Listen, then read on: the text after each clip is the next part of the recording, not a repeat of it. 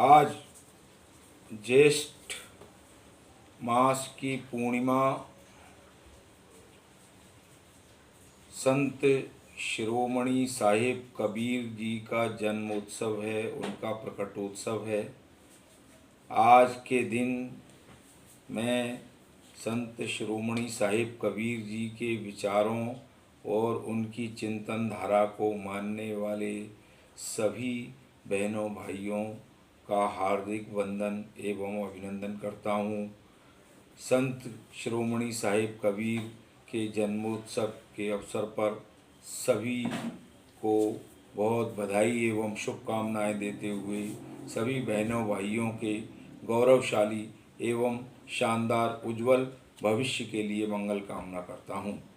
मित्रों, संत शिरोमणि साहिब कबीर एक व्यक्ति नहीं बल्कि एक विचार है।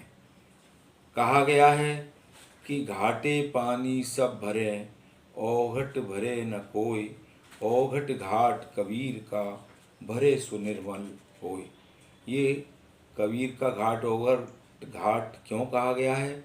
क्योंकि कबीर साहब के घाट पर पूरी समानता है, सबको स्वतंत्रता है। वहाँ धर्म, मजहब, जाति या ऊंच नीच के आधार पर किसी के साथ कोई भेदभाव नहीं है। कबीर साहिब के जीवन दर्शन में, उनकी विचारधारा में, उनकी चिंतन धारा में, उनके विचार के घाट पर सभी लोगों को एक तरह और एक दृष्टि से देखा जाता है। वहाँ भाईचारा है, प्रेम है, सद्भाव है। कबीर साहब के विचारों ने जो प्रेम की गंगा बहाई है, उसमें उन्होंने ऐसा नहीं किया कि कोई व्यक्ति किसी जाति विशेष से आता है या कोई व्यक्ति किसी धर्म विशेष से आता है। उन्होंने मनुष्य की गरिमा और मनुष्य की प्रतिष्ठा को सदैव महत्व दिया है।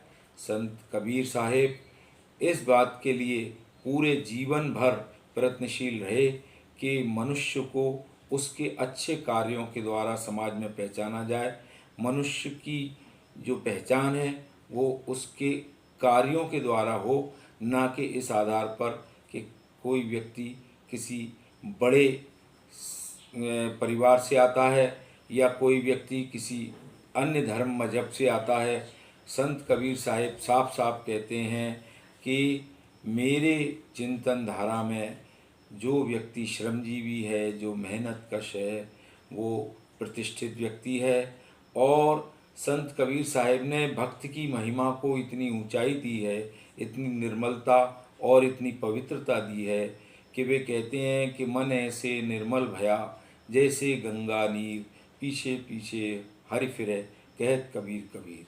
कबीर साहिब की जो भक्ति है, उस भक्ति में भक्त की जो महिमा है, भक्त की जो निर्मलता है, भक्त की जो पवित्रता है, वो ऊंचे स्थान पर प्रतिष्ठित की गई है। एक और कबीर साहब के जीवन से जुड़ा हुआ प्रसंग है कि जब कबीर साहब 120 वर्ष के थे तो वे काशी छोड़ करके मगहर जाने के लिए तैयार करने लगे, अपने आप को तैयारी करने लगे। जब वे मगहर जा रहे थे तो वहाँ के तमाम विद्वत समाज ने उनको इस बात के लिए रोका और कहा कि लोग मोक्ष के लिए काशी आते हैं, वाराणसी आते हैं, आप मगहर क्यों जा रहे हैं? क्योंकि मगहर के बारे में उस समय यह किंवदंती प्रचलित थी कि जो व्यक्ति मगहर जाकर के उसका प्राणांत होता है, वह व्यक्ति मोक्ष को प्राप्त नहीं होता है।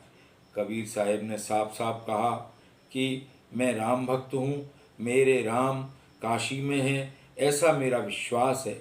जब मेरा विश्वास ये है कि मेरे राम काशी में हैं, मेरे राम वाराणसी में हैं, बनारस में हैं, तो मेरे राम मुझे मगहर में भी मिलेंगे।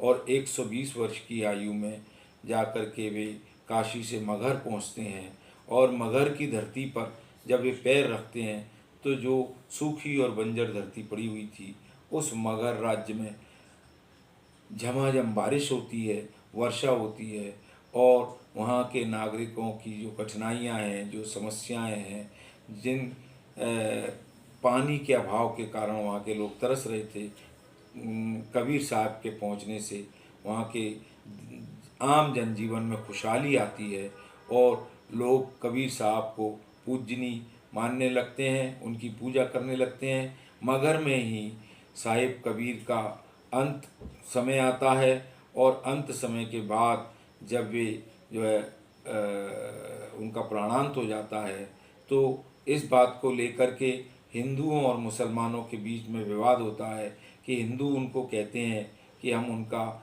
दाह संस्कार करेंगे और मुस्लिम कहते हैं कि हम उनको कब्रिस्तान उनकी कब्र में उनको उन कब्र में उनको जो है ना दफनाया जाएगा।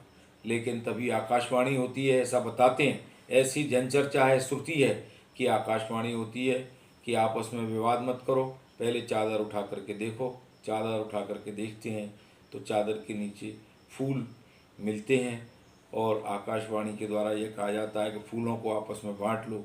कुछ लोग फूलों को ले जा कर के उनकी समाधि बना देते हैं, कुछ लोग उसी स्थान पर मज़ार बना देते हैं। आज भी मगर जिसका नाम संत कबीर नगर है, वहाँ पर एक तरफ संत कबीर साहिब की समाधि बनी हुई है, दूसरी तरफ संत कबीर साहब का मज़ार भी बना हुआ है। मित्रों, आज एक ऐसे दौर में जबकि हम लोगों को आपस में धर्म, मजहब, जाति, ऊंच नीच के भेदभाव के कारण आपस में बांट दिया गया है, कबीर साहब की जो चिंतन धारा है, कबीर की जो विचारधारा है, कबीर की जो आस्था है कि उनके राम, साहिब कबीर के राम वाराणसी में भी हैं, काशी में भी हैं और मगहर में भी हैं। इस विचारधारा को जन जन के बीच में ले जाने की आवश्यकता है। यही आज उनके जन्म दिवस पर, उनके प्रकटोत्सव पर हम सभी नागरिक बहनों भाइयों को संकल्प लेने का दिन है कि कबीर साहब ने जो मनुष्य की प्रतिष्ठा को ऊंचाई दी, जो भेदभाव की दीवारों को गिराया और मनुष्य को मनुष्य के रूप में प्रतिष्ठित करके प्रेम की गंगा बहाई, भाईचारे की गंगा बहाई, उस प्रेम और भाईचारे की गंगा को हम लोगों को बहाना है।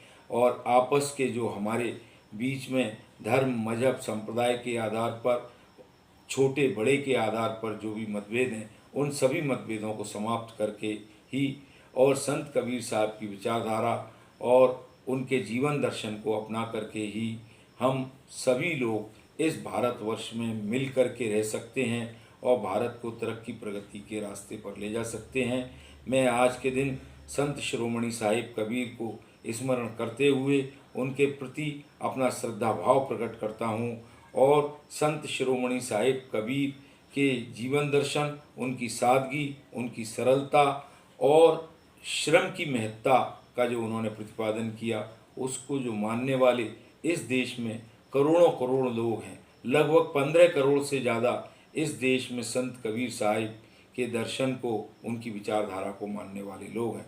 उन सब लोगों को बहुत अपनी ओर से बधाई और शुभकामनाएं प्रेषित करते हुए मैं भारत सरकार से और मध्य प्रदेश की सरकार से ये अनुरोध करना चाहता हूँ कि संत शिरोमणि साहिब कबीर जी के प्रकटोत्सव, जन्मोत्सव पर सार्वजनिक अवकाश घोषित किया जाए ताकि संत शिरोमणि साहिब कबीर की विचारधारा को मानने वाले लोगों को भी ये लगे कि संत कबीर साहिब को हमारे देश में पूरा राजकीय सम्मान है। राज्य की ओर से उनके जो विचारधारा को मानने वाले लोग हैं, उनका सम्मान किया जाता है। संत शिरोमणि साहिब कबीर की जय।